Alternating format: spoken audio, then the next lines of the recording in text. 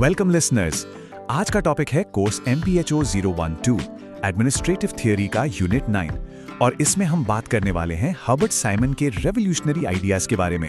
तो देखिए, इस चर्चा में हम हर्बर्ट साइमन की दुनिया में थोड़ा और गहरे उतरेंगे। हम ये देखेंगे कि उन्होंने जो पुराने घिसे पिटे नियम थे उन्हें कैसे चैलेंज किया। फिर हम उनके सबसे कोर आइडिया यानी डिसीजन मेकिंग को समझेंगे। हम ये भी जानेंगे कि आखिर बड़े बड़े ऑर्गेनाइजेशंस असल में हमारे फैसलों को कैसे शेप करते हैं। और आखिर में हम ये देखेंगे कि आज के दौर में भी साइमन के विचार इतने रेलेवेंट क्यों हैं। ठीक है, तो चलिए शुरू करते हैं। साइमन ने सबसे पहले किया क्या? उन्होंने एडमिनिस्ट्रेशन के जो पुराने क्लासिकल सिद्धांत है ना, उन पर सीधा सवाल उठा दिया। और ये जो कोट है ये अपने आप में सब कुछ कह देता है। साइमन का कहना था कि प्रशासन की ये जो पुराने सिद्धांत हैं वो असल में सिर्फ कहावतें हैं। मतलब हर नियम के लिए एक उल्टा नियम भी वही मौजूद था। जैसे इस कंफ्यूजन को ही देख लीजिए। एक तरफ कहा जाता है कि एक कर्मचारी को सिर्फ एक बॉस से ऑर्डर लेना चाहिए, दूसरी तरफ कहा जाता है कि उसे कई एक्सपर्ट से भी सलाह लेनी पड़ सकती है। तो फिर सही क्या है? पुरानी थ्योरीज इस पर कोई क्लियर साइंटिफिक जवाब नहीं देती थीं। तो साइमन ने कहा, देखो, असली खेल काम करने का नहीं बल्कि ये तय करने का है कि आखिर कौन सा काम करना है। उन्होंने पूरा फोकस डूइंग से हटाकर डिसाइडिंग पे शिफ्ट कर दिया। और यही डिसाइडिंग का जो आइडिया है ये हमें साइमन की थ्योरी के बिल्कुल दिल तक ले जाता है। साइमन का मानना था कि अगर किसी ऑर्गेनाइजेशन को समझना है तो बस ये देखो कि वहां फैसले कैसे लिए जाते हैं। टॉप लेवल से लेकर एकदम ग्राउंड लेवल तक सब कुछ डिसीजन मेकिंग ही तो है। और उन्होंने इस पूरे प्रोसेस को बहुत ही आसान स्टेप्स में तोड़ा। पहले आप प्रॉब्लम को पहचानते हैं, फिर आप उसके लिए पॉसिबल सॉल्यूशंस खोजते हैं और आखिर में उनमें से जो सबसे बेहतर रास्ता लगता है उसे चुन लेते हैं। लेकिन एक बहुत बड़ा सवाल यह है कि असल जिंदगी में इंसान ये चुनाव आखिर करते कैसे हैं।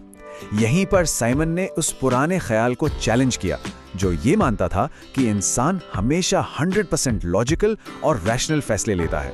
ये जो ऑब्जेक्टिव रैशनैलिटी का कॉन्सेप्ट है ना, ये एक किताबी दुनिया की बात है। एक ऐसी दुनिया जहां फैसला लेने वाले को सब कुछ पता है, हर ऑप्शन, हर नतीजा, और वो हमेशा बेस्ट ऑप्शन ही चुनता है। पर क्या असल दुनिया में ऐसा होता है? साइमन ने कहा, जी नहीं, बिल्कुल नहीं। और यहीं से उनका सबसे फेमस कॉन्सेप्ट हमारे सामने आता है। सच तो यह है कि हम सब अपनी जानकारी, अपने समय और अपनी सोचने की क्षमता की सीमाओं में बंधे हुए हैं। हम परफेक्ट नहीं हो सकते और इसी को साइमन ने बाउंडेड रैशनैलिटी का नाम दिया। तो जब हमारे पास इतनी सारी सीमाएं हैं, इतनी सारी लिमिटेशंस हैं, तो फिर हम करते क्या हैं? हम हर चीज का बेस्ट से बेस्ट सॉल्यूशन नहीं खोजते, हम कुछ और ही करते हैं। हम करते हैं सैटिस्फाइज। ये शब्द बना है सैटिस्फाई और सफाइज को मिलाकर। इसका मतलब है कि हम परफेक्ट सॉल्यूशन की तलाश में नहीं रहते, बल्कि जो पहला ऑप्शन हमें ठीक ठाक या गुड इनफ लगता है हम उसे ही चुन लेते हैं। साइमन के हिसाब से यही है एक असली एडमिनिस्ट्रेटिव मैन। तो चलिए अब ये समझते हैं कि किसी भी डिसीजन के बिल्डिंग ब्लॉक्स क्या होते हैं। आखिर एक फैसला बनता कैसे है।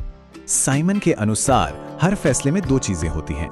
एक होता है फैक्ट यानी कि सच्चाई, जिसे हम साबित कर सकते हैं, और दूसरा होता है वैल्यू यानी हमारी पसंद या हमारी प्राथमिकता। हर फैसला इन दोनों का ही एक मिक्स होता है। और ऑर्गेनाइजेशंस को भी दो तरह के फैसले लेने पड़ते हैं। एक तो हैं प्रोग्राम्ड फैसले जो रोजमर्रा के और रूटीन वाले होते हैं, और दूसरे होते हैं नॉन प्रोग्राम्ड फैसले जो बिल्कुल नए और चैलेंजिंग होते हैं, जिनके लिए कोई बना बनाया फॉर्मूला नहीं होता। अब एक और बड़ा सवाल, अगर हर इंसान अपनी सीमाओं में बंधा हुआ है तो कोई भी ऑर्गेनाइजेशन ये कैसे पक्का करता है कि सब लोग एक ही गोल के लिए काम करें? इसका जवाब है इन्फ्लुएंस यानी प्रभाव।